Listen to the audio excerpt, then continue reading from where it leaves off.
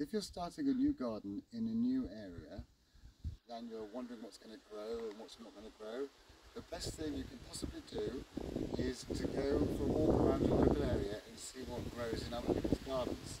And then you'll know what will grow in your garden. This is a really nice example of my garden. There's a lovely clump of daylilies. You know they grow well here.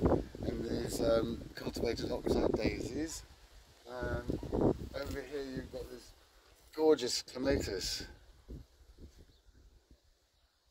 If I zoom in there, you've got some red hot poker, some Nephofia, and some lovely echinacea there, those very big daisies.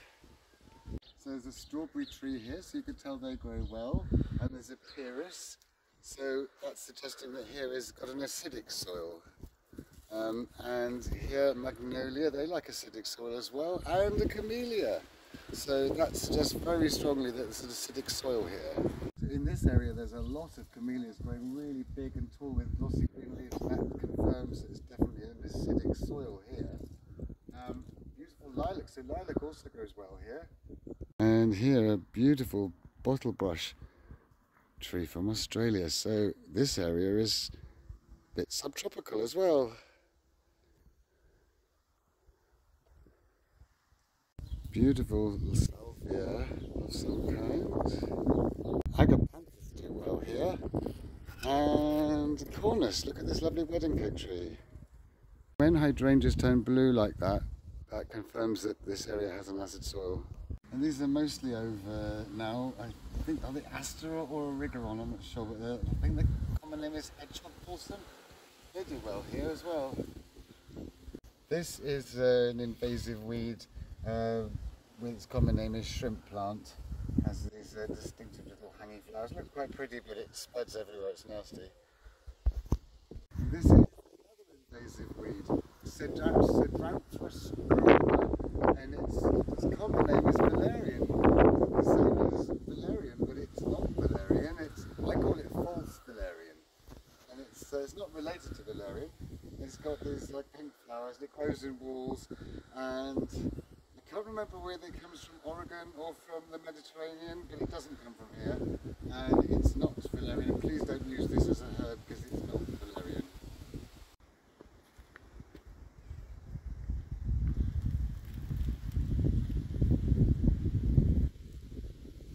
A horrible invasive weed. Monbretia they used to call it, and now they call it Cracosmia. It's nasty, it spreads, it's often on coastal footpaths and in hedgerows. It just kills everything and just spreads into a nasty, horrible clump. However, it does give nice orange flowers at the end of the summer, but it is a nasty weed, in my opinion. And whilst we're on the subject of invasive weeds, this is cherry laurel. It's in the Prunus family, or cherry family, and it has leaves like a cherry. It doesn't look like a cherry, but it kind of does a bit. It has racemes of flowers that look like cherry flowers, a bit like a bird cherry. And it's a right menace. It's probably one of the worst invasive weeds for Britain that there actually is. The trouble is when it's not kept like a hedge like this, nice and neat, and it flowers and the seeds grow in woodland and they kill everything. They just form a massive blanket of falling over, growing branches, making a thick screen that no light can get through. They kill all the wild daffodils, all of the woodland flowers, and all of the under canopy. It should be banned. It's a very bad plant. This is Portuguese laurel. It's very similar to the cherry laurel, but it has similar flowering stems and seeds, but it doesn't spread and seed in woodland like the cherry laurel does. So if you wanted a nice thick hedge, Portuguese laurel is a better bet because you're not threatening wildlife. Hebe, there's quite a lot of hebe here. There's a lovely hebe bush. Certainly a lot of gardens with lavender in this area, and roses, really nice. And there's a cultivated yarrow there, and fuchsias. This is a lovely garden.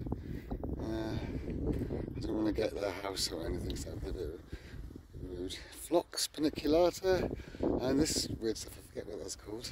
Loads of different geraniums, cotton lavender, aquilegia, and dahlias. Yes, there's lots of good examples of what to grow, and lots of agapanthus. Angeles gladioli and scabious. Nice little hydrangea there. This one's a bit different. That's nice. Lavender in that one. You see some very interesting plants when you're walking around. I've no idea what that is. Look at that. That's very pretty. This is one of these summer flowering clematis which flower sort of right through the summer. And the ones you have to cut right back to a few inches high each end of the season. Now, if this person doesn't seem to have fed their clematis, because if you feed them, the flowers are this big. These pots are very nice here. It's a lovely fuchsia, and holly seems to do very well here, but I suppose it does everywhere.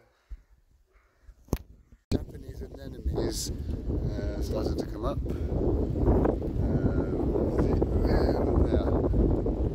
Hydrangeas, I think they call them lace-wing hydrangeas, this one's. Well, hydrangeas certainly did very well here and go blue with the acetal. This thing that looks like an overgrown ivy, well I suppose it kind of is an overgrown ivy in a sense, is Fatsia japonica. A more very, very, very blue hydrangea, and that is a kind of fuchsia. Doesn't look like a fuchsia, does it? But it is. See, the leaves are like a fuchsia.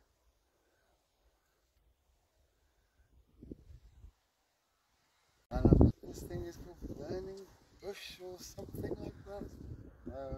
More fuchsias and loads more camellias. These are tobacco plants. Nicotiana grandiflora, I think. It's like a flowering tobacco plant. Really beautiful scent at night. Not in the daytime, pollinated by moths. Scent at night is gorgeous. This is an evergreen magnolia. They get really big. We have one, but ours is only 2 feet high. You see the lovely big flower there. They seem to throw flowers out throughout the growing season. If you see in here, you've got a few big buds coming. They're very nice trees. And here we have Achillea milnifolium, the common yarrow. Here are two shrub forms of Hypericum, which are the same Latin name as St. John's wort. I'm not sure if the properties are the same. And there's another one over here, look, a bit more of a weedy type. These are both Hypericums, and there's quite a lot of them around here. I will say, if you have a very cold winter, they sometimes get killed if it goes down below -20 or something, they don't survive. But they take various different cuttings and they're very easy to grow. And down here is a huge clump of daylilies, which are Hamamelis. Lots of really lovely Japanese maples around here as well. Beautiful clump of thyme growing on this wall here. Lavender and not a lot else in that one, but tons and tons of lavender. Really hydrangeas, look at those, aren't they interesting? An incredibly blue hydrangea. Of course, palm trees are a good confirmation that it's a subtropical climate. Bigger palm tree over there. Escallonia. This is another plant that doesn't really like the cold very much. This is a myrtle tree, and this is a variegated form. And I just had to film this beautiful bottle brush tree. The bees love them. This is a more advanced one, the one we saw earlier, and you can see the older, I think it's the last year's ones, the last year's flowers. They form seeds on the stem here. Imagine them growing in Australia in some desert somewhere. Very beautiful tree.